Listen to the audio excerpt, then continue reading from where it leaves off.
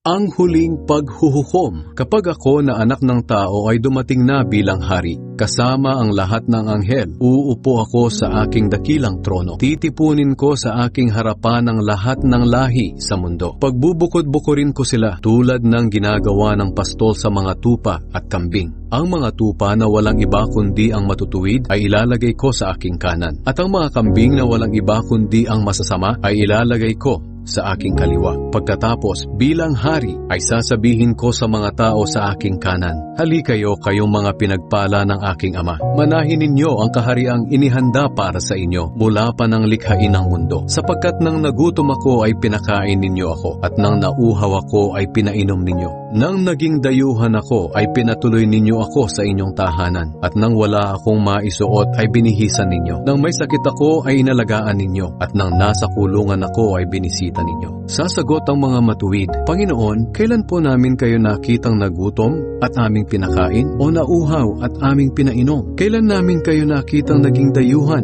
at aming pinatuloy, o walang maisuot at aming binihisan? Kailan namin kayo nakitang may sakit o nasa kulungan at aming binisita? At sasagot ako bilang hari, sinasabi ko sa inyo ang totoo, nang ginawa nyo ito sa pinakahamak kong mga kapatid, para na rin nyo itong ginawa sa akin.